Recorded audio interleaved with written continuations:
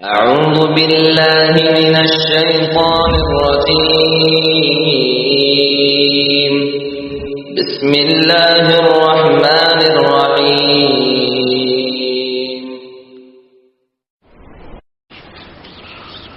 الحمد لله نحمده ونستعينه ونستغفره ونؤمن به ونتوكل عليه ونعوذ بالله من شرور أنفسنا ومن سيئات أعمالنا من يهده الله فلا مضل له ومن يضلل فلا هادي له وأشهد أن لا إله إلا الله وحده لا شريك له وأشهد أن محمدا عبده ورسوله أما بعد فإن خير الحديث كتاب الله وخير الهدي هدي محمد صلى الله عليه وسلم وشر الأمور محدثاتها وكل محدثة بدعة وكل بدعة ضلالة وكل ضلالة في النار.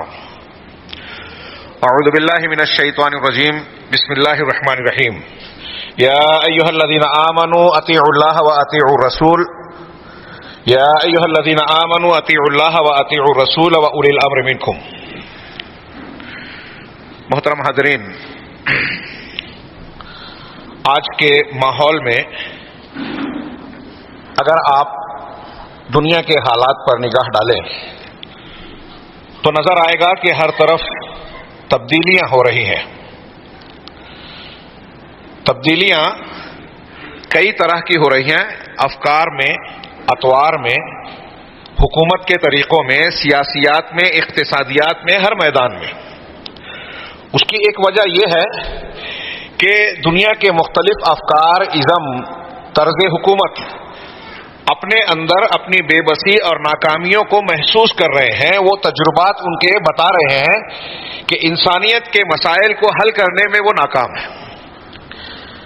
ایک طرف ہم اگر یہ دیکھتے ہیں تو دوسری طرف یہ بھی نظر آتا ہے کہ گزشتہ دنوں کچھ ایسے حالات اور واقعات پیش آئے عالمی منظرنامے میں، جیسے کورونا اور لاک ڈاؤن، جس نے پوری دنیا کو اپنی لپیٹ میں لیا. ایسے میں جہاں ایک طرف الہادی اور بے دینی فکر نے اپنا کام کیا، وہیں الہاد کی طرف مائل ایک بڑے طبقے نے اس بات پر سر جوڑ کر گفتگو کی، نقاش اور محاورات کیے کہ ان حالات میں محسوس ہوتا ہے کہ یہ کائنات بغیر مالک کے، بغیر نظام چلانے والے مدبر کے نہیں چل رہی ہے. اس کا کوئی مالک ہے، مدبر ہے. یہ ان لوگوں کی بات بتا رہا ہوں جو منکرین خدا، منکرین حدیث اور دانشوری کے نام پر اقلیت پسندی کی طرف مائل تھے. ان کے یہاں یہ بحث چھڑی کہ اس کائنات کا رب ہے، واقعی کوئی چلانے والا ہے، انسان بے بس ہے، انسان کا اپنا قانون اور قاعدہ نہیں چلتا. قرآن کی بیان میں الا لہ الخلق والامر، وہ سن لو، مخلوق بھی اسی کی ہے اور حکم بھی اسی کا نافذ ہو رہا ہے. یعنی یہ کائنات جس نے بنائی ہے، نظام بھی اسی کا چل رہا ہے. اس حقیقت کی طرف وہ مائل ہوئے اور ایسے بہت سارے معاملات، مسائل، الجھنوں کا حل جب انہوں نے دیکھا کہ اہل اسلام کے پاس قرآن مجید اور جناب محمد رسول اللہ صلی اللہ علیہ وسلم کی تعلیمات کی شکل میں موجود ہے، تو ایک بہت بڑا طبقہ لوگوں کے بیان کے مطابق دین کی طرف مائل ہوا. جہاں ایک پس منظر اور ایک رخ ہم یہ دیکھ رہے ہیں، وہیں دوسری طرف ہمیں یہ بھی نظر آتا ہے کہ اسلام اور حق کے مخالفین، اعدائے دین، اپنی سرگرمیوں میں پہلے کی طرح مصروف ہیں اور تیز سے تیز تر ہوتے جا رہے ہیں. یہ دونوں حالات اگر غور سے دیکھا جائے اور ایک خاص طور سے ایک مسلمان مومن بندہ، خیر امت کا ایک فرد اپنی منصبی ذمہ داری کی نگاہ سے جب دیکھتا ہے تو اسے نظر آتا ہے کہ دعوت و اصلاح کا انتہائی سنہرا موقع آج دنیا میں پایا جاتا ہے. شاید اس سے پہلے اتنا بہتر مخالفت کے ماحول کے باوجود، جہاں ہر ذریعہ، میڈیا کا ہو، حکومت کا ہو، کوئی بھی ذریعہ ہو، اسلام کے خلاف تمام ذرائع کو استعمال کیا جا رہا ہے، وہیں دوسری طرف اگر آپ دیکھیں تو انسانیت کے مسائل بڑھتے ہوئے اور مختلف قسم کی ناکامیاں لوگوں کو جھنجھوڑ رہی ہیں. اور ایسے لوگ جب اسلام اور اسلامی تعلیمات کی طرف نگاہ ڈالتے ہیں تو انہیں امید کی جھلک نظر آتی ہے. اس تناظر میں میں یہ کہہ سکتا ہوں کہ دعوت و تبلیغ کا اس سے سنہرا موقع شاید اس سے پہلے نہ آیا ہو. لیکن اب خود جب ہم دعوت و تبلیغ اور اسلامی دعوت کی طرف نگاہ اٹھاتے ہیں تو ایک سوال اور بہت بڑا سوال، سنگین سوال ہمارے سامنے ہوتا ہے کہ اسلامی دعوت اپنے صحیح خد و خال کے ساتھ کیا دنیا کے سامنے موجود ہے؟ دنیا کو جس دعوت، خالص دعوت، اللہ تبارک و تعالیٰ کے نازل شدہ خالص دین کی ضرورت ہے، جس میں انسانیت کے تمام دکھوں اور دردوں کا درد کا علاج ہے، کیا وہ خالص دعوت اپنی صاف شفاف شکل میں ہم لوگوں کے سامنے پیش کر پا رہے ہیں؟ مسلمانوں کا امت مسلمہ اپنے اس فریضے کو کما حقہ ادا کر رہی ہے؟ تو ہمیں صاف صریح اور چیختا ہوا جواب ملتا ہے کہ نہیں۔ دعوت کا موقع سنہرا ہے، زمین زرخیز ہے، زمین ہمارے لیے تیار ہے، لیکن دعات اور دعوت اسلامی اپنی صحیح شکل و صورت میں اس طاقت کے ساتھ موجود نہیں ہے جو جس کی ضرورت ہے۔ اس میں کوئی شک نہیں کہ جناب محمد رسول اللہ صلی اللہ علیہ وسلم کی پیشین گوئی، اللہ کے وعدوں کے مطابق دین حق قیامت تک زندہ رہنے والا ہے، ایک طائفہ حق کا قیامت تک موجود رہنے والا ہے، جو قرآن و سنت اور خالص دین کی نہ صرف آبیاری کرے گا بلکہ اس کی دعوت کا وہ زندہ رکھے گا۔ لیکن دنیا کو جس طاقت کے ساتھ اس دعوت کی آج ضرورت ہے، اہل دعوت حق اس کو پورا نہیں کر پا رہے ہیں۔ کیوں نہیں کر پا رہے ہیں؟ اس کے مختلف اسباب ہیں۔ ہماری دعوت کا چہرہ ہی بگڑا ہوا ہے۔ مسلمان امت کی نمائندگی کرنے والے بہت سارے طبقات خالص دین کی بجائے منحرف دین کے حامل بن گئے۔ اہل سنت، نبی کریم صلی اللہ علیہ وسلم نے بتایا تھا کہ میری امت میں 73 فرقے ہوں گے، نجات پانے والا وہ ہوگا جو اللہ کے نبی اور صحابہ کے طریقے پر ہے، سنت والا، نبی کے طریقے والا، جماعت والا، صحابہ اور سلف کے طریقے والا، اہل السنہ والجماعہ جو ہوگا وہ نجات پانے والا یعنی صحیح دین کا حامل ہوگا۔ لیکن آج ہر طرف امت مسلمہ کی شکل میں اہل السنہ کی بجائے اہل البدع نظر آتے ہیں، اور اسلامی دعوت کے چہرے کو بگاڑنے والے، اسلامی دعوت کو مقبولیت کی بجائے بدنامی دینے والی ایک بہت بڑی نمایاں شکل صورت موجودہ دور کی خارجیت ہے۔ خارجیت کا جب میں نے نام لیا تو آپ سوچ سکتے ہوں گے، سوال اٹھتا ہے کہ خارجیت کسے کہتے ہیں؟ بہت سارے لوگ شاید ناواقف ہو، خود جمعہ میں تحقیقی خطابات کا موقع نہیں ہوتا، اشارے کیے جا سکتے ہیں۔ اسلام کا اسلامی تاریخ میں سب سے پہلے پیدا ہونے والا بدعتی فرقہ بقول شیخ الاسلام علامہ ابن تیمیہ رحمہ اللہ، خوارج، وہ سب سے پہلا گروہ ہے جس نے مسلمانوں کو گناہوں اور خطاؤں کی بنیاد پر کافر قرار دینے کی بدعت ایجاد کی۔ یہ اسلام کی تاریخ میں پہلی بدعت تھی کہ گناہ کا ارتکاب کرنے پر ایک مسلمان کو کافر قرار دیا اور اس بنیاد پر اس کے جان و مال کو حلال قرار لیا، اس کے قتل کرنے کو جائز بنا دیا۔ خوارج کے بعد تفصیل کا موقع نہیں ہے، صرف اشارہ، یہی بیماری روافض میں آئی۔ خوارج اور روافض کے بعد قدریہ، معتزلہ نے یہ بیماری اختیار کی اور خود کلمہ گو افراد میں بہت سارے ایک دوسرے کو کفر کا فتویٰ دینا شروع کیا۔ بعض علماء سلف نے لکھا کہ جتنے بدعتی گروہ ہیں انہوں نے اپنے اپنے طور پر کچھ اصول بنائے، دین کو اس کو دین کی پہچان بنا لیا اور ان اصولوں کو لوگوں پر لاگو کرنا فرض قرار دیا۔ جس نے اس اصول کو قبول نہیں کیا، ان کی بدعت کو اختیار نہیں کیا، یہ اس کو کفر کا فتویٰ دیتے ہیں۔ یہاں تک کہ ایک مجلس میں اگر 7-8 لوگ اکٹھا ہوئے، باہم بات کی، اٹھ کر جب چلے گئے تو ایک دوسرے پر تکفیری حکم لگانا شروع کر دیا۔ یہ سلسلہ چلتا رہا اور اس سلسلے نے مسلمانوں کو داخلی طور پر بڑا نقصان پہنچایا، اسلامی دعوت کے چہرے کو، مسلمانوں کے چہروں کو بڑا داغدار بنایا۔ مختلف فتنے حضرت عثمان غنی سے لے کر آج تک، وہ القاعدہ کی شکل میں ہو یا انتہا پسند مسلم تنظیموں کی شکل میں ہو، جتنے بھی آپ کو فرقے ملیں گے وہ خارجیت کی اس فکر سے کسی نہ کسی شکل میں متاثر ملیں گے۔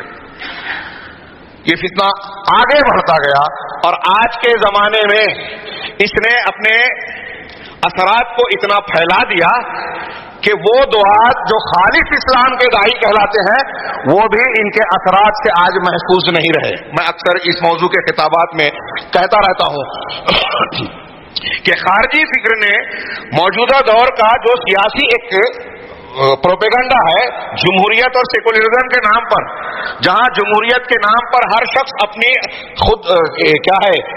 خودرائی کا شکار نظر آتا ہے، ووٹ کے نام پر کہ ہر شخص رائے دے سکتا ہے، وہ صاحب علم ہو یا کوئی سوچ بوجھ سے محروم شخص ہو، ہر ایک کی رائے برابر ہے۔ اور یہاں آزادی اظہار رائے کے نام پر میڈیا کو جو آزادی ملی ہے اس آزادی نے آوارگی اختیار کر لی ہے. نتیجہ یہ نکلا کہ ہر شخص کوئی کسی کی سننے کے لیے تیار نہیں. جناب محمد رسول اللہ صلی اللہ علیہ وسلم نے ایک روایت میں طبرانی کی جسے علامہ البانی نے حسن کہا ہے, اس میں 3 ہلاک کر دینے والی چیزوں کا ذکر کیا ہے. اس میں ایک یہ ہے کہ اعجاب المرء بنفسه, آدمی کا اپنے آپ پر فریفتہ ہونا, خود پسندی, اپنی رائے کو رائے سمجھنا, دوسروں کی رائے قبول نہ کرنا. خارجیت کے تعلق سے جو میں نے ہلکا سا تعارف کیا, جنہوں نے حضرت علی, حضرت عثمان, حضرت معاویہ اور ان کے مقرر کیے ہوئے صفین کے واقعے میں جو تحکیم کا ذکر ہوا, دونوں کی طرف سے مصالحت کی بات ہوئی, ان میں شامل تمام صحابہ کرام کو کافر قرار دیا اور ان کو قابل گردن زدنی, قتل کے لائق بنایا.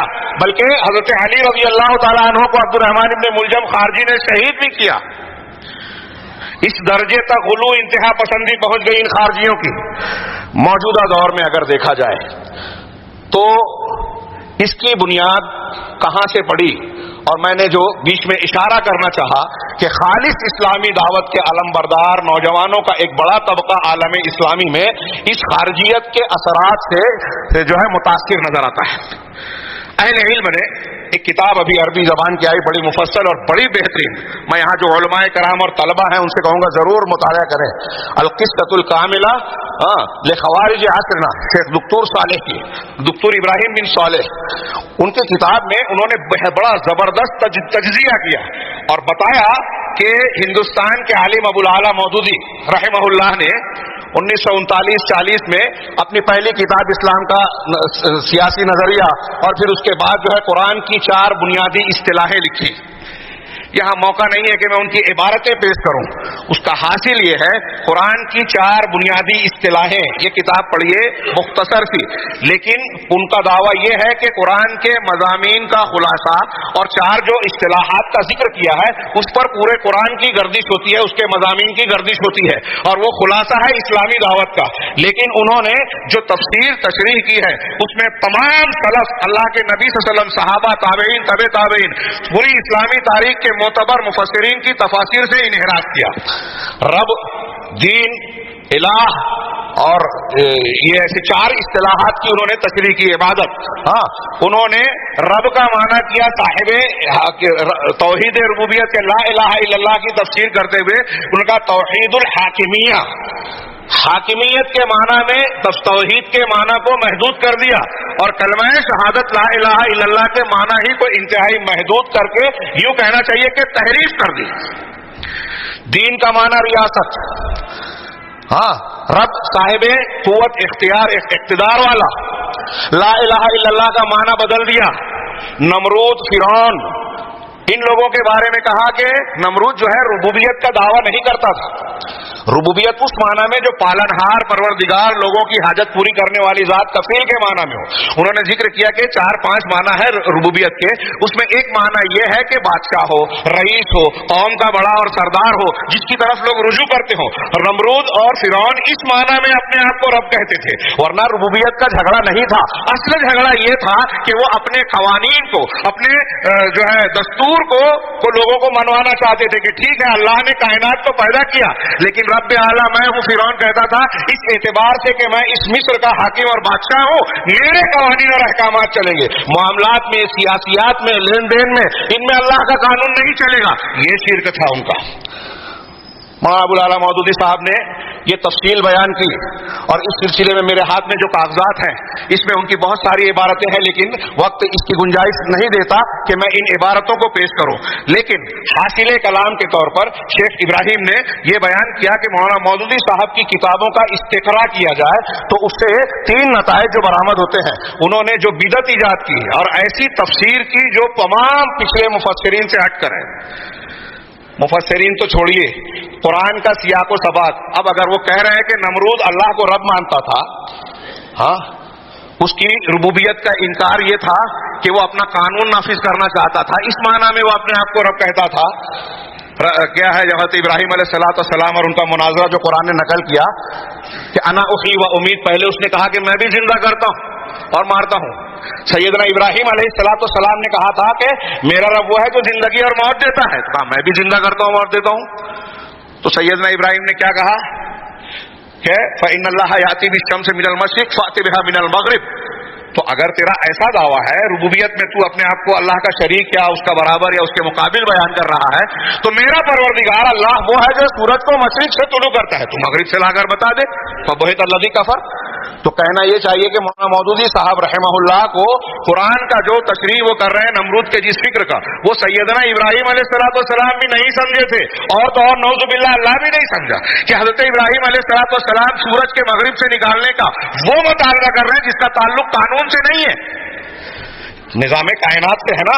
مودودی صاحب کہہ رہے ہیں کہ نظام کائنات والی ربوبیت کے بارے میں نمرود کا عقیدہ بگڑا ہوا نہیں تھا، لیکن حضرت ابراہیم کا سوال بتا رہا ہے کہ حضرت ابراہیم اس کی اسی بات کا رد کرنے کے لیے کہہ رہے ہیں کہ سورج کو مغرب سے نکال کر بتا، اور وہ مبہوت ہو گیا.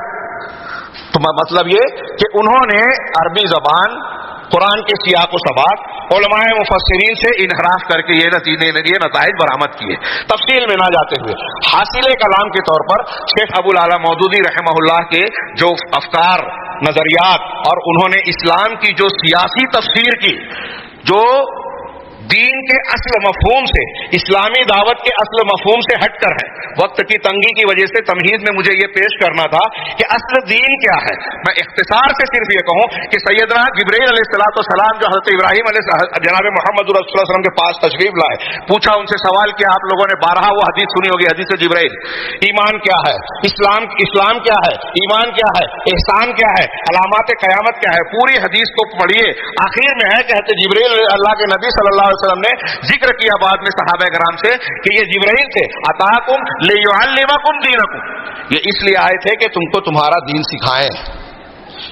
تو اس حدیث جبرائیل میں ایمان، اسلام، احسان، علامات قیامت کی جو بنیادیں ہیں یہ ایمان ہے، اس میں توحید بھی ہے، نماز روزہ ارکان اسلام بھی ہیں، ایمان کی مبادیات ہیں، ان مبادیات یا بنیادوں کے ساتھ ان کے تابع کی چیزیں بھی ہیں، ایمان بالآخرہ، عبادت، یہ ساری چیزیں دین کا خلاصہ اور بنیادیں ہیں جو پوری زندگی کو اپنے گھیرے میں لیتی ہیں اگر غور کریں. حدیث جبرائیل پر اگر آپ تفصیل سے کئی دروس دیں، صرف نماز کو لیجئے، نماز کی جو پابندیاں ہیں، مردوں اور عورتوں کی طہارت، کن چیزوں سے وضو ٹوٹتا ہے، کن چیزوں سے غسل لازم آتا ہے، کن چیزوں سے اور کیا طہارت میں کمی آ جاتی ہے، جگہ کے آداب، نماز کا ذکر کیا تو نماز سے متعلق ساری چیزیں اس میں آ گئی، صاف صفائی تک بھی، کپڑے اور لباس کے احکامات بھی، جگہ اور مسجد کے احکامات بھی. اس طریقے سے حدیث جبرائیل میں پورا دین سمٹا ہوا ہے، دین کی بنیاد ہے.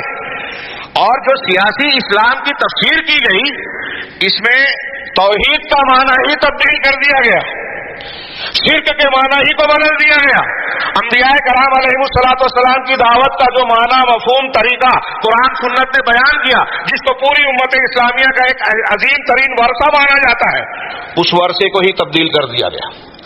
مولانا ابو الاعلی مودودی نے یہ جو تفسیر کی اس کا خلاصہ بیان کرتے ہوئے دکتور نے شیخ ابراہیم نے کہا کہ ان کے پیش کردہ مضامین کا خلاصہ 3 نکات میں اگر سمیٹا جائے تو وہ یہ ہوتا ہے کہ مسلمان حکام جتنے بھی ہیں دنیا میں آج، مسلمان حکام، ہمارے یہاں اسلامی حکومت نہیں ہے تو یہ نہ سمجھے کہ میں یہاں کی بات نہیں کر رہا ہوں، کسی نہ کسی شکل میں یہاں کے بارے میں بھی وہ بولتے ہیں کہ آج دنیا میں جتنے بھی مسلمان حکام ہیں وہ سب کے سب کفار ہیں، طاغوت ہیں، جن کو ان کی حکومت سے ہٹا دینا اور حکومت چھین لینا واجب ہے، پہلا.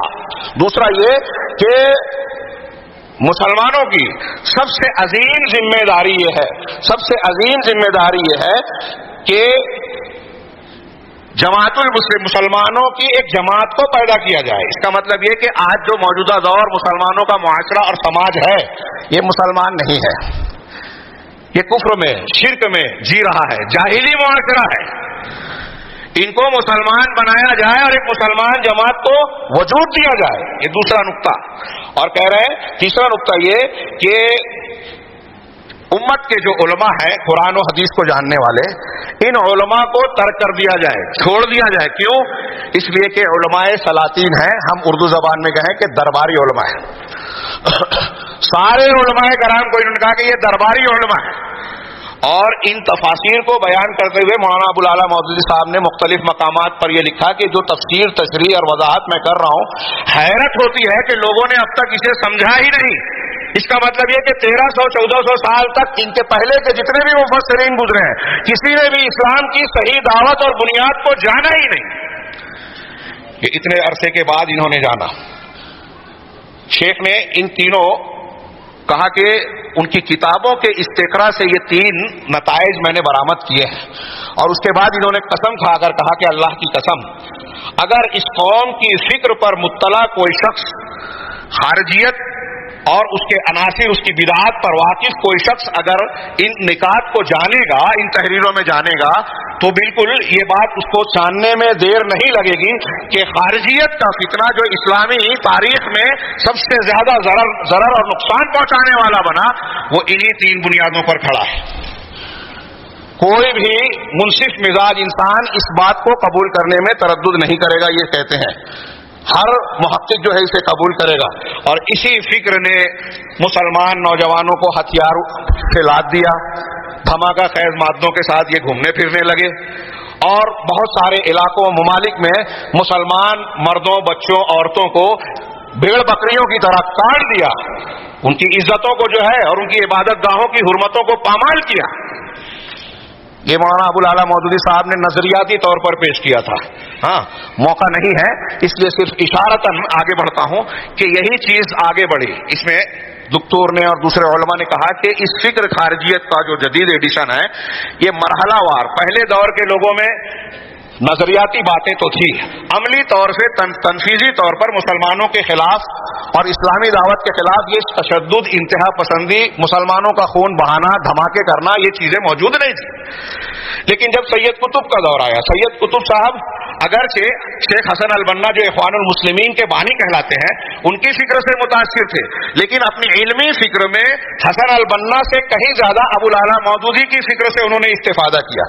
جیل میں رہتے ہوئے اسماوی کو خفیہ خط میں انہوں نے لکھا کہ قرآن کا مطالعہ کیجئے، عقیدے کی کتاب کا، اور خاص طور سے مولانا ابو العلا مودودی کی قرآن کی 4 بنیادی اصطلاحیں پڑھیے۔ اور آپ سید قطب کو اگر آج عرب دنیا کے علماء اور ان کے محققین کی روشنی میں دیکھیں، معالم فی الطریق فی ظلال القرآن، ان کتابوں میں آپ مطالعہ کریں گے تو وہ صاف صراحتاً کہتے ہیں کہ آج مسلمانوں کا پوری دنیا میں کوئی اسلامی معاشرہ ہے ہی نہیں، جتنے حکام ہیں، محکومین ہیں، مرد ہیں، عورتیں ہیں، سب کے سب کافر ہیں، مشرک ہیں، کفار کے حکم میں ہے، یہ جاہلی معاشرہ ہے۔ اگرچہ اذانوں معاذن میں، مناروں میں اگرچہ اذانیں دی جا رہی ہیں، لیکن یہ لا الہ الا اللہ محمد رسول اللہ کی گواہیاں بے معنی ہے، کیونکہ یہاں احکامات غیر اللہ کے جاری ہیں، طواغیت کے جاری ہے۔ ومن لم يحكم بما انزل الله فاولئک هم الکافرون کے تحت یہ سارے کے سارے کافر ہیں۔ تھوک میں کفر کا فتویٰ بانٹ دیا۔ اب سید قطب صاحب اور پھر ان کے منظرین کی تحریروں کو پیش کرنے کا موقع نہیں ہے، یہ بڑھتا گیا اور مختلف جماعت و تنظیموں میں یہ فکر اپنے اثرات دکھاتی گئی۔ میں حاضرین یہ کہنا چاہوں گا، ہمارے بہت سارے نوجوان بچے، خواتین، ہماری جو مائیں بہنیں سن رہی ہیں، انہیں لگے گا کہ اس فکر کا، اس خطاب کا ہم سے تعلق نہیں ہے۔ تعلق ہے۔ آج ہمارے ہاں جو نراجیت، لاقانونیت، فوضویت اپنے سماج، معاشرے، گھروں میں نظر آتی ہے، کوئی کسی کی سننے کے لیے تیار نہیں ہے۔ میں ایسا کہتا ہوں کہ گھر گھر میں اس خارجیت کا اثر ہے، گھر گھر میں علماء کو چھوڑ دیا جائے، حکام کی بات نہ مانی جائے، بڑوں کی بات کو تسلیم نہ کیا جائے، اپنے طور سے دین کو سمجھنے کی کوشش کی جائے۔ اس چیز نے مسلمانوں کو کہیں کا نہیں رکھا، اجتماعیت کو ٹھوکر مار دی، انتشار پیدا کر دیا، تفرق پیدا کر دیا۔ یہی فکر تھی۔ میں نے جیسا کہ عرض کیا، اگر آپ دیکھیں، غور کریں، حضرت عثمان غنی رضی اللہ تعالیٰ عنہ کے خلاف جن لوگوں نے شورش برپا کی تھی، ان لوگوں نے علماء کی باتیں نہیں مانی۔ صحابہ کرام تھے اس وقت کے علماء، ان کی ایک رائے، ان کی نصیحت کو قبول نہیں کیا اور اسلامی خلافت کو بلکہ خلیفہ اسلام کو شہید کر دیا۔ کوئی چھوٹا معاملہ تھا، چھوٹا واقعہ ہے؟ ابھی یہی نہیں، حضرت عثمان غنی کے فوراً بعد حضرت علی کے فوج میں موجود جو طبقہ تھا، یہی خوارج کا، صفین میں اکثر و بیشتر یہی لوگ، حضرت علی کے جو اکثریت تھی خوارج کی، حضرت علی کے ساتھ تھی۔ ان لوگوں نے بھی علماء صحابہ اور علماء کرام کی باتوں کو نہیں مانا اور پہلے حضرت عثمان کے خلاف مخالفت کرنے والوں سے آگے بڑھ کر حضرت عثمان اور بہت سارے صحابہ کرام کو کافر تک کہہ دیا۔ کیسی شورش ہوئی، جنگ جمل، جنگ صفین۔ پھر ان لوگوں نے حضرت علی کے ساتھ نہروان میں جنگ لڑی، عبداللہ بن خباب بن عرب کو قتل کیا، ان کے بیٹے کو قتل کیا، ان کی ام ولد کو قتل کیا۔ اس کے بعد ہی حضرت علی رضی اللہ تعالیٰ عنہ نے ان پر چڑھائی کی نہروان کے مقام پر۔ قتال کیا. یہ وہ طبقہ ہے جن کے بارے میں جناب محمد رسول اللہ صلی اللہ علیہ وسلم نے فرمایا. یہ ایسے ہی نہیں کہا نوجوان سنے غور سے, میں یہ بات بار بار دہرا رہا ہوں مختلف مقامات پر. اللہ کے رسول نے کہا کہ ایک قوم آئے گی کہ تم ان کی نماز کے سامنے اپنی نماز کو حقیر سمجھو گے, ان کی تلاوت کے سامنے اپنی تلاوت کو حقیر سمجھو گے, ان کی عبادت کے سامنے, ان کے روزے کے سامنے اپنی عبادت اور روزے کو حقیر سمجھو گے. لیکن قرآن پڑھیں گے ان کے گلے سے نیچے نہیں اترے گا. یخرجون من الدین کما یمرقون من الدین کما یمرق السهم من الرمیہ, وہ دین سے ایسے نکل جائیں گے جیسے تیر شکار کو چھید کر آر پار ہو جاتا ہے اور اس پر کوئی نشان بھی نہیں رہتا. مختلف روایتیں ہیں. آپ نے ان کے بارے میں کہا کہ اگر وہ تمہیں مل جائیں تو ان کو قتل کرنا.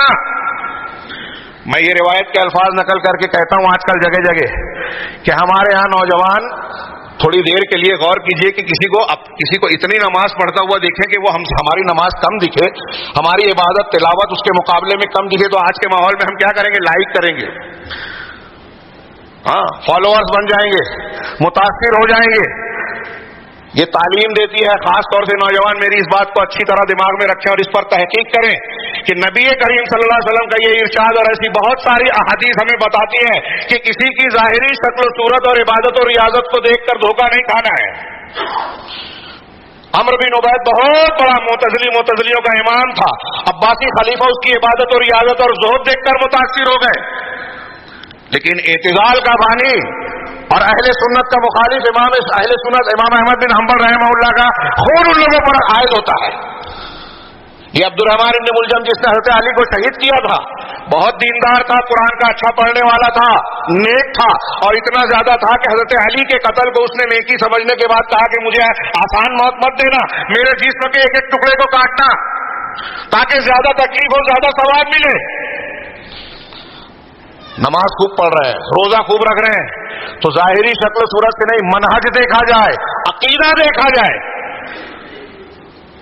یہ دین کے نام پر قتل کیے گئے, دین کے نام پر, اور اس چیز نے پوری اسلامی دعوت کو, اسلامی امت کے چہرے کو بگاڑ کر رکھ دیا. جناب محمد رسول اللہ صلی اللہ علیہ وسلم یہ معلوم ہو جانے کے باوجود کہ عبداللہ بن ابی بن سلول راس المنافقین ہے, لوگوں نے اجازت مانگی کہ قتل کی اجازت ہے, تو عمر فاروق نے کہا نہیں, میں نہیں چاہتا کہ دنیا کے لوگ یہ کہیں کہ محمد اپنے ساتھیوں کو قتل کرتے ہیں, اسلام بدنام نہ ہو. اور ان لوگوں نے آج اسلام کو میڈیا میں ایک کھلونا بنا کر رکھ دیا. ان خارجی صفت لوگوں نے آج اسلام کے ساتھ جو دہشت گردی, انتہا پسندی کے الزامات لگے ہوئے ہیں, اعدائے اسلام نے ان خارجیوں کو استعمال کیا ہے. اگر آپ غور کریں گے تو موجودہ دور کے خارجی, رافضی, تحریکی, یہ آپس میں ملے ہوئے یہود نصارہ کے ایجنٹ نظر آئیں گے, ان کا ساتھ دیتے ہیں اور یہود و نصارہ کے ساتھ مل کر میڈیا میں اہل حق اور اہل خالص سلفی دعوت والوں کو بدنام کرتے ہیں. ایک لمبا چکر ہے, ان تمام کا ذکر جو ہے خطبہ جمعہ میں ممکن نہیں ہے. ہمارا سلسلہ وار درس چل رہا ہے ہفتوں سے مالیگاؤں میں, اسے ضرور سنیں اگر جو کوئی تفصیل چاہتا ہے. اور ابھی بہت کچھ باقی ہے. میں عرض یہ کرنا چاہتا ہوں کہ اس حضرت عثمان غنی کا میں ذکر کر رہا تھا. خوارج کے بعد پھر جو ہے حضرت علی کے دور میں واقعہ حرہ ہوا مدینہ پر, جو یزید کی فوج نے حملہ کیا. آج اسلامی تاریخ کا ایک داغ مانا جاتا ہے, مختلف مسئلہ مانا جاتا ہے. لیکن آپ غور کیجئے کہ اہل مدینہ نے یزید کی بیعت کو جب توڑا تو اس وقت مدینہ میں موجود صحابہ کرام اور علماء نے ان کو سمجھانے کی کوشش کی. حضرت عبداللہ ابن عمر, نعمان بن بشیر رضی اللہ عنہما اور دوسرے متعدد صحابہ, تابعین میں سعید بن مسیب تھے, وہ سمجھاتے رہے کہ یہ بیعت نہ توڑو. نہیں مانا علماء کی باتوں کو. نتیجہ کیا نکلا؟ واقعہ کربلا کے وقت علماء کی باتوں کو نہیں تسلیم کیا گیا. آگے آپ جتنے بھی فتنے دیکھیں گے جو مسلمان, ابن محلب, ابن اشعث, ان واقعات کا آپ کو علم نہ ہو سکتا ہے بہت سارے لوگوں کا, لیکن موقع بھی نہیں ہے کہ میں اس پر روشنی ڈالوں. ایسے جتنے واقعات ہیں آج بھی آپ دیکھ لیجئے. میں نے ابھی الحاص نگر کے خطاب میں کہا کہ آج ہمارے مسلمان نوجوان جو بڑی تعداد میں گزشتہ سالوں میں قید و بند کا شکار ہوئے, مختلف الزامات کے تحت گھیرے گئے, اس میں ایک بڑی تعداد بے قصوروں کی ہے, ہم مانتے ہیں. لیکن میں ایسا کہتا ہوں کہ اگر وہ علماء سے جڑے ہوتے, بڑوں کو اور اسلامی آداب کا لحاظ رکھا ہوتا, تو ان میں سے 80% یا اس سے زیادہ آج جیل قید و بند میں نہیں ہوتے. یہ ان کا انحراف تھا, اسلامی دعوت کو نہ سمجھنے کا نتیجہ تھا. وقت زیادہ نہیں ہے, مضمون بہت طویل ہے. ان تمام چیزوں کی سب سے بڑی وجہ جو ہے، اگر آپ غور کریں تو میں اس کم وقت میں کوئی ایک نقطے کو بیان کرنا چاہتا ہوں، وہ یہ ہے کہ علماء اور اہل علم سے صحیح علم، صحیح منہج سے انحراف ان سارے فتنوں کا جو ہے کی وجہ ہے، اور اسلامی دعوت کے چہرے کو بگاڑنے کی وجہ ہے. اس نے اسلام کو داخلی اور خارجی دونوں طور پر مخدوش کر دیا، بگاڑ دیا. اگر یہ داغ دھبے، یہ انحرافات ہمارے ہٹ جائیں، خاص طور سے ہمارے نوجوان صحیح خالص اسلامی دعوت کے منہج کو سمجھ لیں اور اس راستے پر کام کرنے لگے جو صحیح طریقہ ہے، تو آج دنیا کا نقشہ پھر سے بدل جائے گا. ہمارے بہت سارے مخالفین ہمارے دوست اور بھائی بن جائیں گے، اسلام کی دعوت کو انشاءاللہ قبول کریں گے. لیکن یہ کیسے ہوگا؟ میں نے عرض کیا کہ خارجیت کا اثر اسلامی دعوت پر آج سب سے زیادہ شدید ہے، اور بعض علماء نے لکھا کہ عقائد کے بگاڑ میں رافضیت اور صوفیت نے سب سے زیادہ اثر ڈالا ہے مسلمانوں پر، عقیدہ خراب کرنے میں، شرک اور بدعات میں، وحدت الوجود اور دوسرے عقیدے میں.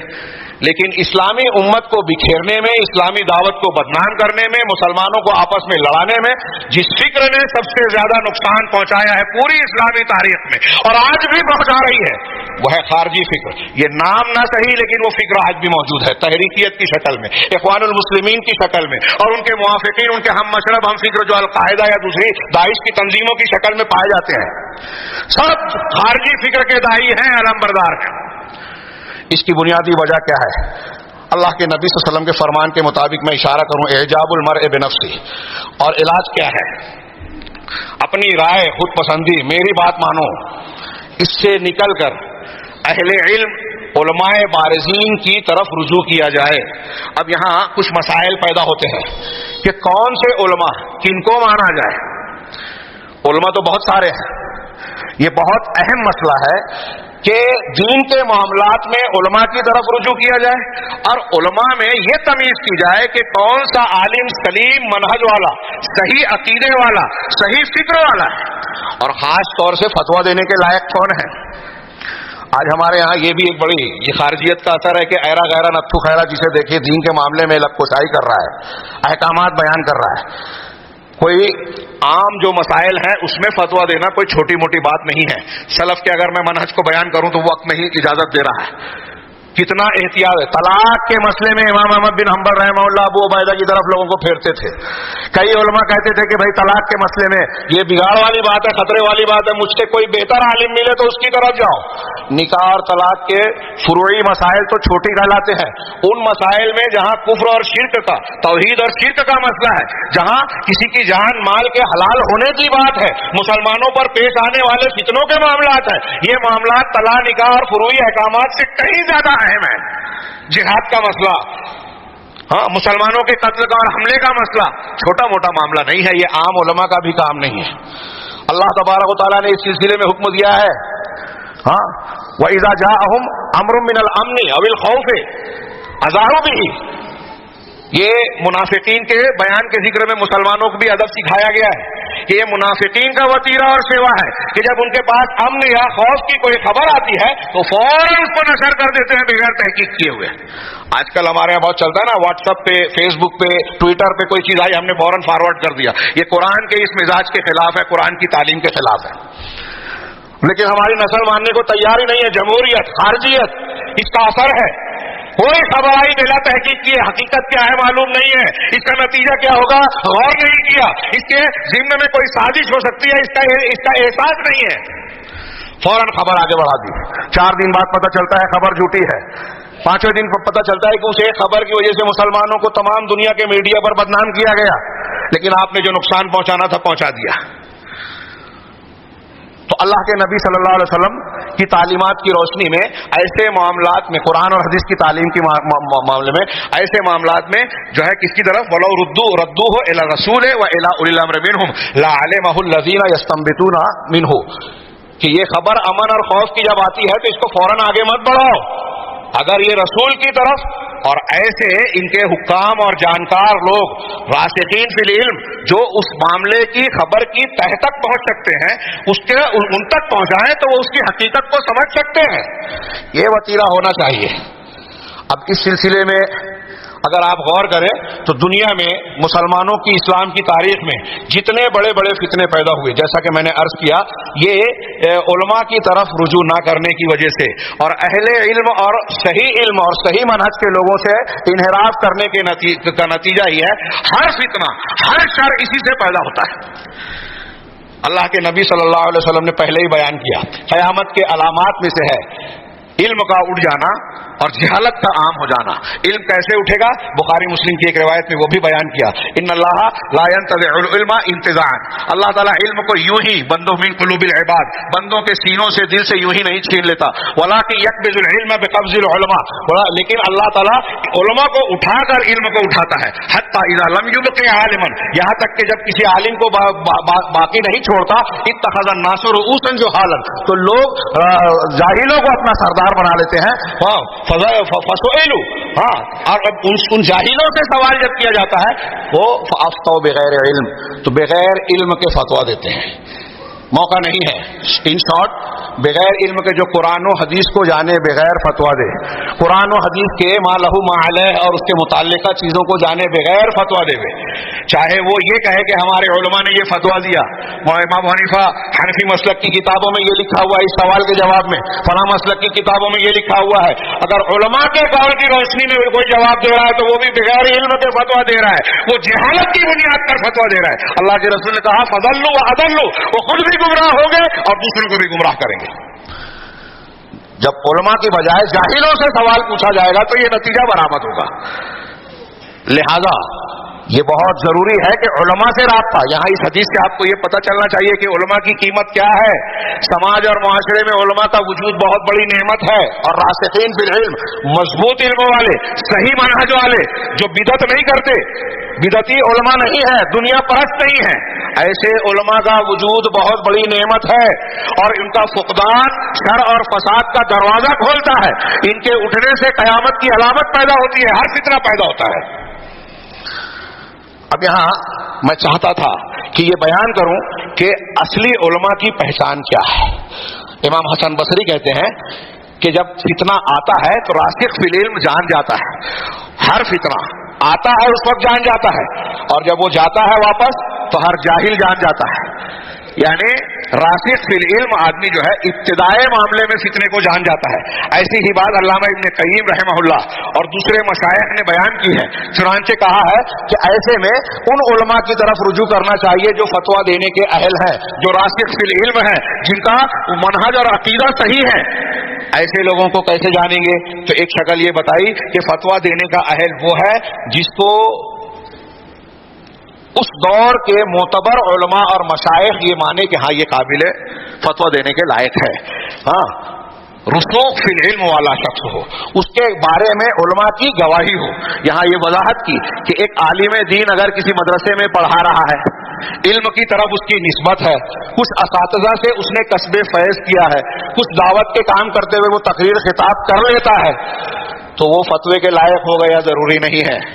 فتوے کی لیاقت ان چیزوں سے کہیں بڑھ کر ہے، اس کی گواہی اہل علم دیں گے۔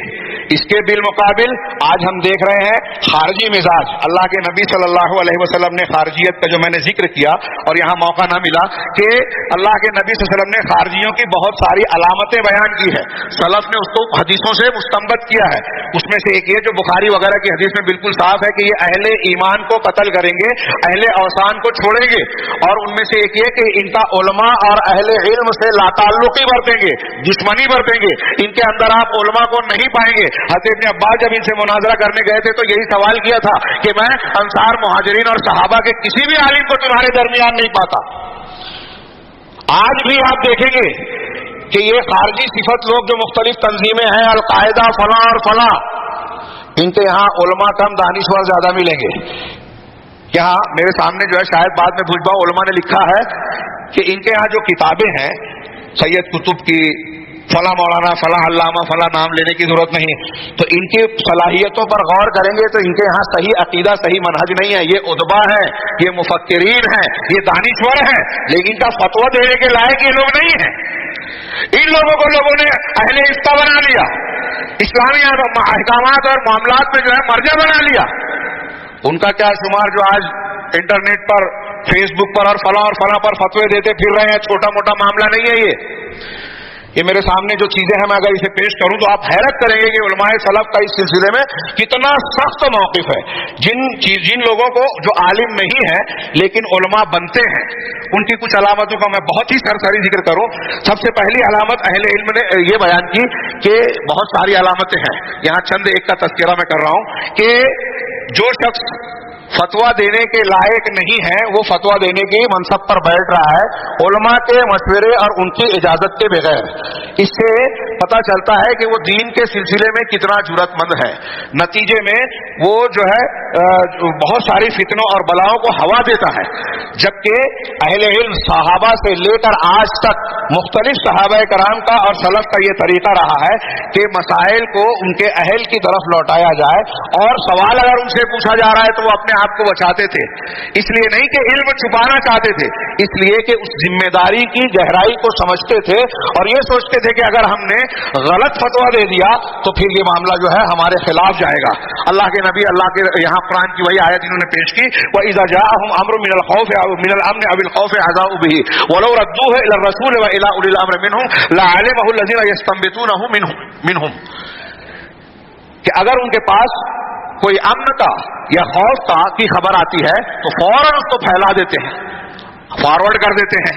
हाँ, अगर वो उसे रसूल की तरफ लौटाएं या उलुल अम्र की तरफ जो इल्म में रासिक है, मामले की तह तक पहुंचने वाले हैं, तो उसकी हकीकत को वो अच्छी तरह जान जाएंगे जो उसकी तह तक पहुंचने वाले हैं। हाँ, ये ऐसा हुक्म है जो अल्लाह तबारक व तआला ने मुसलमानों को दिया है कि अगर कोई मामला आए तो फौरन उसको आगे ना बढ़ाए। आजकल सोशल मीडिया का जो दौर है, हमारे नौजवान इसको नोट करें कि अल्लाह ताला ये कह रहा है कोई भी खबर आ जाए तो बगैर तहकीक के क्या उसकी हकीकत है, क्या उसके नताइज होंगे, इसके ज़िम्न में क्या क्या मकासिद हो सकते हैं, इन्हें जाने बगैर आगे ना बढ़ाया जाए, उन लोगों की तरफ लौटाया जाए जो हमारे यहाँ काबिल एहतराम और जानकार लोग हैं। हाँ, इस सिलसिले में इन्होंने कुछ अक़वाल नकल किए। शेख खतीब बगदादी का कौल नकल किया कि रबिया को रोते हुए देखा, पूछा क्या बात है, तो कहा बहुत बड़ी मुश्किल, कोई मुसीबत आ गई। कहा मुसीबत यह आई है कि आजकल उन लोगों से फतवा पूछा जाता है जो फतवा देने के लायक नहीं है।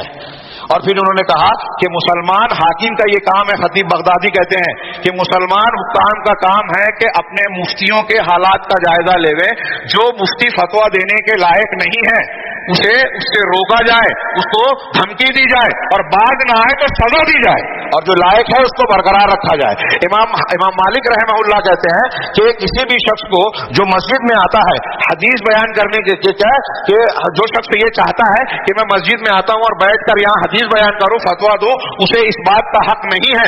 यहां तक कि अहले इल्म, अहले सलाह और मस्जिद के जो अहले जिम्मेदारान अहले इल्म है उनकी तरफ रुजू करके उनसे इजाजत ना ले ले, उनसे ये गवाही ना ले ले कि मैं फतवा देने के लायक हूं, हदीस बयान करने के लायक हूं। इमाम मालिक कहते हैं जब तक 70 मशाइख ने मेरे बारे में मुझको ये नहीं इजाजत दी कि आप फतवा देने के लायक है, मैंने फतवा नहीं दिया। हाँ, मैंने किसी सवाल का जवाब नहीं दिया।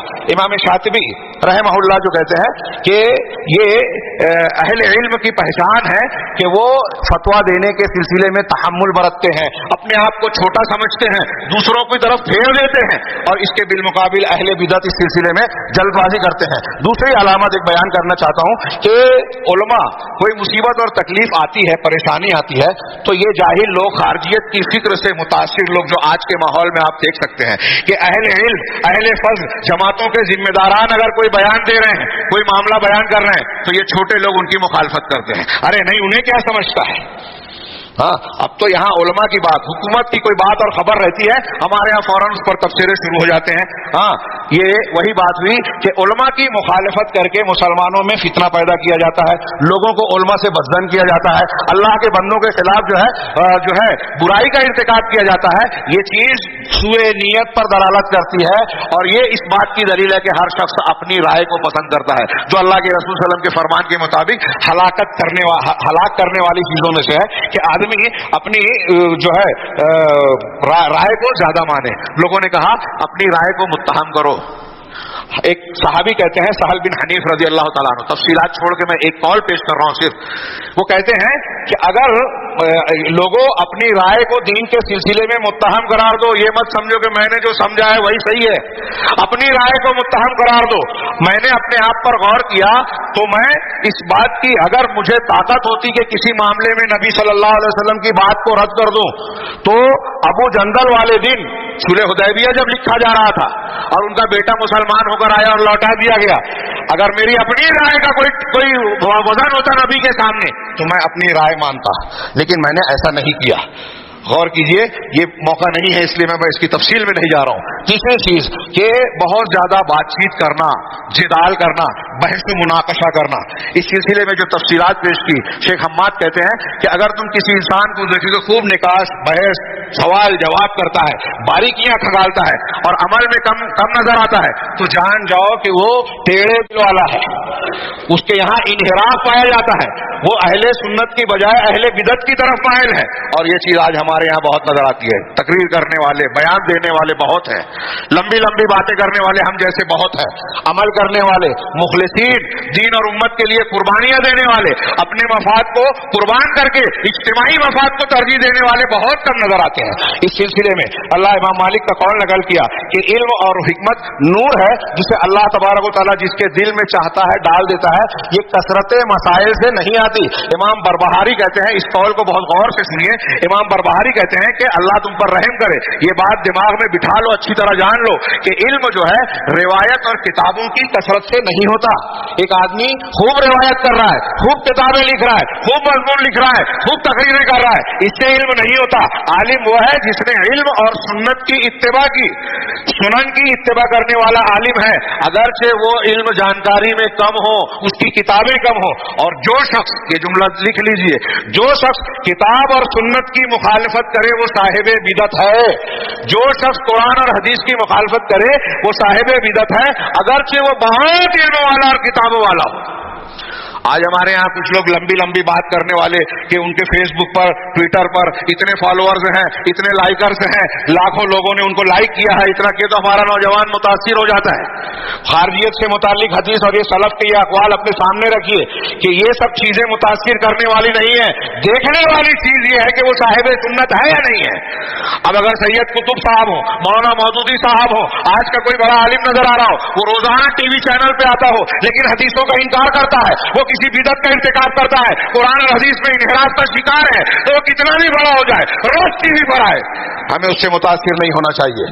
منہج دیکھیے، آج بہت بڑا فتنہ یہی ہے کہ نوجوان اس گلیمر کو دیکھ کر اہل علم جو سادے نظر آتے ہیں، بوریا نسی نظر آتے ہیں، ان کو چھوڑ کر وہ ٹائی اور کوٹ والا ٹی وی چینل پہ آ رہا ہے تو اس سے متاثر ہوتے ہیں کہ اسلام کی جدید رہنمائی اور نمائندگی کرنے والے یہ حضرات ہیں۔ علامہ ابن رجب کہتے ہیں کہ آج بہت سارے متاثرین اس فطرے میں مبتلا ہو گئے ہیں کہ کوئی شخص اگر بہت زیادہ کلام والا نظر آتا ہے تو اس کا جدال، کلام، تقریر، کتاب، مسائل بہت بیان کرتا ہے تو وہ سمجھتے ہیں کہ یہ زیادہ علم والا ہے۔ شیخ علامہ ابن رجب کہتے ہیں کہ یہ جہالت محض ہے، خالص جہالت ہے۔ دیکھو اکابر صحابہ، ابو بکر صدیق، عمر فاروق، عثمان غنی، زید بن کیا ہے، عثمان ابن مسعود، زید بن ثابت، یہ لوگ کیسے تھے؟ حضرت ابن عباس رضی اللہ تعالیٰ عنہ کے مقابلے میں ان کا کلام کم ہے، جبکہ ابن عباس کے مقابلے میں یہ زیادہ علم والے ہیں۔ پھر تابعین کو دیکھو، صحابہ کے مقابلے میں تابعین کا علم کم ہے لیکن تابعین کا کلام ان سے زیادہ ہے، تبع تابعین کا علم تابعین سے کم ہے لیکن ان کا علم جو ہے وہ ان کا کلام ان سے زیادہ ہے۔ تو آگے نتیجہ کہا کہ علم کثرت روایت اور کثرت مقال سے نہیں ہوتا بلکہ یہ دل کا نور ہے جس کے ذریعے سے حق اور باطل میں انسان کے اندر تمیز آتی ہے کہ سچ کیا ہے، غلط کیا ہے، حق کیا ہے، باطل کیا ہے، سنت کیا ہے، بدعت کیا ہے۔ چنانچہ ایسی صورت میں وہ صاحب علم جو ہے وہ کم الفاظ میں مختصر میں اپنے مقصود کو ظاہر کرتا ہے۔ چوتھی علامت، میں بہت بات کو سمیٹ رہا ہوں، تھوڑی سی زیادتی ہو رہی ہے اس کے لیے معافی چاہوں گا، کہ کسی بھی خبر کے آنے کے بعد فوراً اس پر تبصرہ کرنا، صورت کلام، اس کی حیثیت اور اس کی صحت کو جانے بغیر آج کے موجودہ ماحول میں سوشل میڈیا کے دور میں یہ نقطہ بہت اہمیت کا حامل ہے۔ خاص طور سے ہم دیکھتے ہیں کہ آپ دیکھیے کہ جو اہل حق ہیں ان کے خلاف عالمی طور سے سازش رچی جاتی ہے، یہود نصارہ، میڈیا ان کے ہاتھ میں ہے، وہ ایک خبر اڑاتے ہیں۔ ایک طرف اکثر میں کہتا ہوں کہ تحریکی حضرات اہل بدعت اہل سنت کو خاص طور سے روئے زمین پر جو آج دنیا کے اندر خالص دعوت کسی کے پاس موجود ہے تو وہ سلفی اہل الحدیث ہے.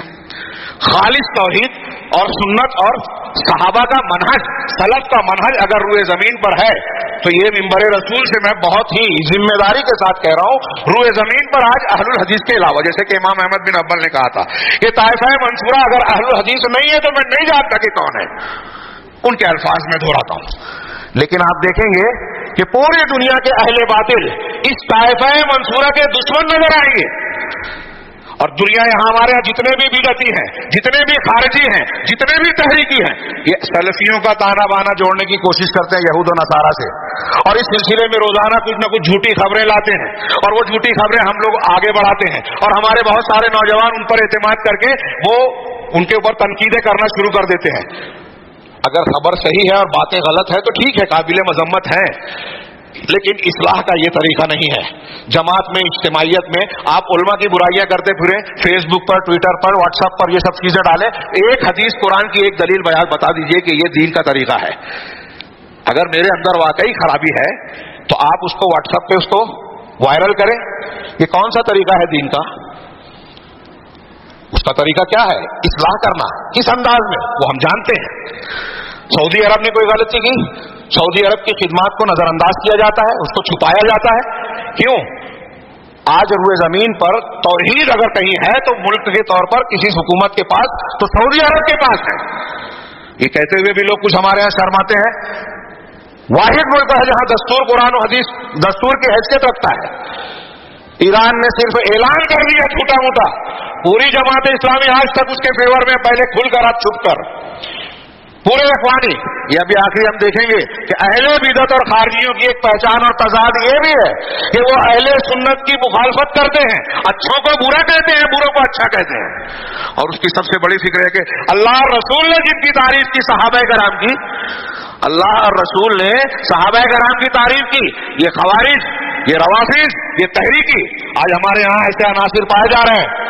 ہاں میں نام لوں، سلمان ندوی صاحب، پاکستان کے کچھ انجینئر اور کچھ اور نام ہیں، ہندوستان کے اور کچھ لوگ ہیں، ہاں خلافت و ملوکیت والی جو بحث کرنے والے لوگ ہیں، پورا طبقہ حضرت امیر معاویہ، حضرت عمرو بن عاص اور ان لوگوں پر جو ہے انگلی اٹھاتے ہیں، ان کو لعن کا نشانہ بناتے ہیں. اہل سنت والجماعت قرآن حدیث کے ثابت شدہ دلائل کے بالکل خلاف بات ہے. جو لوگ کسی ایک صحابی کو بھی نشانہ بناتے ہیں وہ اہل بدعت میں سے ہیں. اور اگر کوئی ان سے متاثر ہوتا ہے تو اس کے اندر خارجیت اور رافضیت ہے. نوجوان لکھ لیں، توبہ کریں. جس کی اللہ اور رسول نے تعریف کی اس کو آپ برا کہیں گے اور وہ صحیح ہو سکتا ہے؟ سوال ہی پیدا نہیں ہوتا. اگر کوئی ایسا مانتا ہے تو اپنے ایمان کی خیر منائے. تو یہاں یہ بیان کیا انہوں نے کہ اگر کوئی بات آپ کے پاس آتی ہے تو خبر کی تحقیق کر لیں. اس آیت کو بولو وَإِذَا جَاءَهُمْ أَمْرٌ مِّنَ الْأَمْنِ وَالْخَوْفِ والی نقل کر کے شیخ سعدی، علامہ عبد الرحمن بن ناصر السعدی کی تفسیر نقل کی کہ اس میں اس بات کی تلقین ہے کہ مسلمان جلد بازی اور امور کے سلسلے میں تیزی نہ دکھائیں کہ کسی بات کو سنتے ہی اس کو آگے بڑھا دیں، بلکہ کسی بھی معاملے میں اچھی طرح غور و فکر کریں. اس پر کسی صاحب معاملہ، صاحب فکر سے کلام اور سمجھنے میں، اس میں غور و فکر کرنے کے بعد یہ دیکھیں کہ اس کے کس معاملے میں اس کو پھیلانے میں مصلحت ہے، کہاں کیا اس کے تعلق سے خاموشی اختیار کرنے میں مصلحت ہے، یا انسان کے سامنے اسے پیش کیا جائے یا نہ کیا جائے، اس پر خاموشی اختیار کیا جائے. امام عبداللہ بن مسعود کہتے ہیں کہ عنقریب تمہارے سامنے کچھ مشتبہ امور آئیں گے، ایسی صورت میں تم سنجیدگی، وقار اختیار کرنا، اس لیے کہ آدمی کسی خیر کے معاملے میں، یہ جملہ لکھ لیجیے حضرت عبداللہ بن مسعود کا، خیر کے معاملے میں کسی کا تابع ہو یہ زیادہ بہتر ہے، اچھائی کے معاملے میں دوسروں کے پیچھے چلے یہ زیادہ بہتر ہے، بنسبت اس کے کہ شر میں سرداری کرے اور قیادت کرے. یہ اہل علم اور اہل رسوخ کا طریقہ رہا ہے کہ اپنے آپ کو کمتر سمجھتے ہیں اور رفق، ملائمت، سنجیدگی سے کام لیتے ہیں، کسی بھی معاملے میں جلد بازی نہیں. آج ہمارے یہاں کوئی بھی خبر آتی ہے، ہاں اللہ کے نبی صلی اللہ علیہ وسلم نے یہ قرآن نے جو آیت پیش کی اسی کے سلسلے میں شیخ سعدی کہتے ہیں کہ مسلمانوں کا یہ طریقہ نہیں ہے کہ فوراً اس کو انٹرنیٹ پر، ریڈیو پر یا خطوں میں یا اخبارات میں فوراً کسی بھی خبر کو سنتے ہی شائع کر دیا، بلکہ اس میں اچھی طریقے سے تحمل اور غور و فکر کرنا چاہیے اور دیکھنا چاہیے کہ جب راسخ فی العلم، علم و علماء کا اس میں کیا رویہ ہے، اگر وہ خاموش ہے تو ہمیں بھی خاموشی اختیار کرنا چاہیے. ان کی خاموشی کسی نہ کسی معنی پر دلالت کرتی ہے. ایک اور علامت آخری میں ذکر کروں کہ یہ جو لوگ عالم نہیں ہیں اور ان کو عالم بنایا جاتا ہے، ان کی ایک علامت یہ ہے کہ ان کے تعلق سے بڑے بڑے القاب اختیار کیے جاتے ہیں اور وہ اس پر راضی رہتے ہیں، فلاں علامہ، محدث، امام. ہاں ابھی دیکھیے امام حمید الدین فراہی کتابوں پہ جو ان کے ماننے والے ہیں، ہر شخص اپنے جماعت کے بزرگوں کو امام، علامہ، محدث، فلاں زمانے کا فلاں اور فلاں اور فلاں، ایک سطر میں جو ہے القاب لکھے جاتے ہیں. اس سلسلے میں تفصیل کا موقع نہیں ہے، مختصر یہ کہ امام شاطبی اور دوسرے لوگوں نے یہ کہا کہ یہ اہل بدعت کی ایک پہچان اور وتیرہ رہا ہے کہ جو لوگ غلط ہیں، جن کے پاس غلط منہج ہے، غلط فکر ہے، لوگ اور عوام اس کی طرف متاثر ہوں، اس کی طرف رجوع کریں، اس کے لیے ان کو بڑے بڑے القاب دیتے ہیں، تعریف کرتے ہیں. آج کی زبان میں جو میں نے ابھی کہا کہ فیس بک پر، واٹس ایپ پر، یوٹیوب پر جن کے لائک کرنے والے خوب زیادہ ہیں، ہمارا نوجوان اس کے پیچھے بھاگنے لگتا ہے. بہت نوجوان تو نوجوان، کچھ خواتین اور عورتیں بھی متاثر ہو جاتی ہیں کہ ان کو اتنے سننے والے ہیں. اب جن کو لانچ کرنا ہی ہے اہل بدعت کو گمراہ کرنے والوں کو، تو ان کے اپنے لوگ بھی، جیسے ہم جانتے ہیں فرقہ پرست تنظیمیں ہمارے یہاں آج کی جو موجودہ حکومت ہے یہ ایک فکر کو بیان کرتے ہیں اور ان کے اپنے جو بھکت ہیں وہ اس کو خوب لائک کرتے ہیں، اس کی تائید کرتے ہیں، پیش کرتے ہیں کہ دیکھو ملک کے اتنے لوگ اسے چاہتے ہیں. ایسے ہی مسلمانوں کو دھوکہ دینے کے لیے وہ لوگ جو منکرین حدیث ہیں، وہ لوگ جو اللہ کے رسول صلی اللہ علیہ وسلم کی شان میں گستاخیاں کرتے ہیں، وہ لوگ جو خارجی فکر کے حامل ہیں، وہ لوگ جو یہود و نصارہ کے کام کو اور ایجنڈے کو آگے بڑھاتے ہیں، وہ لوگ جو مسلمانوں میں یہود و نصارہ کی فکر کو بڑھاتے ہیں کہ حدیثوں کو انکار کرنے، شکوک و شبہات پیدا کرنے، فیشن اور جدیدیت کے نام پر مسلمانوں کو اسلامی دعوت سے پھیرنے کے لیے کام کر رہے ہیں، ان کو خوبصورت بنا کر پیش کرتے ہیں، مقبول بنا کر پیش کرتے ہیں، ان کو ایسی نعمتیں دیتے ہیں جسے دیکھ کر عام نوجوان علماء کے مقابلے میں ان کو سمجھتا ہے کہ ان کے پاس نعمتیں ٹوٹی پڑ رہی ہے. یہ علماء کیا ہے؟ ان کو تو سیدھے سے زندگی کی گزارنے کے جو ہے بنیادی ضروریات بھی میسر نہیں ہے اور یہ کار میں چل رہے ہیں، ان کے پاس بنگلے ہیں، ان کے پاس گلیمر ہے، ان کے پاس فلاں اور فلاں نعمتیں ہیں. ان چیزوں سے رجھا کر ایسی چیزوں کو بھی، یہ میں جو بیان کر رہا ہوں یہ ہوائی باتیں نہیں ہیں، یہ الہادی فکر کو عام کرنے کے لیے ہر طرف سے ہمارے خلاف کوشش ہو رہی ہے. اس پر کتابیں لکھی گئی ہیں، باقاعدہ اس پر ریسرچ ورک ہوا ہے کہ کہاں کہاں سے مسلمان نوجوانوں کو شکار کیا جا رہا ہے. انہی میں سے ایک یہ طریقہ بھی ہے کہ ہمارے درمیان جو غلط فکر کے عناصر ہیں، علماء ہیں یا علماء سے دور کرنے والے جو عناصر ہیں، منکرین حدیث فکر کے ٹیڑے لوگ، غلط منہج والے، ان کو جو ہے بڑے القاب سے پکارا جاتا ہے. سید قطب شہید، علامہ ابو العلا مودودی، امام حمید الدین فراہی، فلاں اور فلاں. میرے نام لینے سے کوئی برا نہ مانے، میرا مقصود کسی کی شخصیت کو مجروح کرنا نہیں ہے. حق اور باطل کو بے نقاب کرنا اہل دعوت حق کا فریضہ ہے اور اس معاملے میں سچائی کو پیش کرنے کے لیے بعض مرتبہ اس کی ضرورت پیش آتی ہے. ہمارے علماء راسخین فی العلم نے لکھا ہے کہ اب اس بات کی ضرورت ہے کہ اگر کوئی منحرف منہج کا آدمی ہے اور لوگ اس کی فکر سے، کتابوں سے متاثر ہوتے ہیں تو کھول کھول کر بیان کیا جائے تاکہ لوگ اس سے بچے، اس کے بارے میں ہوشیار رہیں. یہ چند باتیں میں نے عرض کی ہیں. اگرچہ ہو سکتا ہے بعض حضرات کو یہ لگے کہ کچھ باتیں بے ربط سی نظر آ رہی ہو، لیکن خطبہ جمعہ کے مختصر سے وقت کو ملحوظ رکھتے ہوئے میں نے کئی نکات کو سمیٹنے کی کوشش کی. اتوار کے دن ایک اور خطاب ہے، اس میں بھی اسی موضوع سے متعلقہ کچھ باتیں ہوگی. آپ حضرات سے گزارش ہے کہ اس میں تشریف لائیں اور اس سے استفادہ کریں. میرے سے، مجھ سے نہ صحیح، ان علماء سے جو راسخ فی العلم ہے. اور آج کا یہ موضوع جس پر ہم لوگ ہو سکتا ہے بہت سارے لوگ سوچیں کہ یہ غیر ضروری ہے، لیکن میں ایسا مانتا ہوں کہ اسلامی دعوت اور موجودہ ماحول کے اعتبار سے یہ انتہائی اہمیت کا حامل موضوع ہے. اس پر توجہ دینے کی ضرورت ہے اور اس پر توجہ نہ دینے سے آپ کے اپنے گھر میں آپ کا بیٹا باپ کی جب مخالفت خیانت کرتا ہے, نافرمانی کرتا ہے, بات کی کوئی دینی رائے کے مقابلے میں اپنی چلاتا ہے, تو سمجھ جائیے کہ اس پر خارجیت کا, جمہوریت کا اثر ہے. اعجاب المرء بنفسہ, اور یہ آگے چل کے بڑے فتنے کی شکل اختیار کر سکتا ہے. اللہ تعالیٰ سے دعا ہے کہ وہ ہمیں صحیح دین اور دین کے صحیح طریقے کو, دعوت اسلامی اور دعوت اسلامی کے صحیح طریقے کو سمجھنے اور اس کو اپنی زندگی میں نافذ کرنے کی توفیق عطا فرمائے. اس سے متعلق ہماری جو بھی ذمہ داری ہے اپنے علم اور طاقت کے مطابق اسے ادا کرنے کی توفیق دے.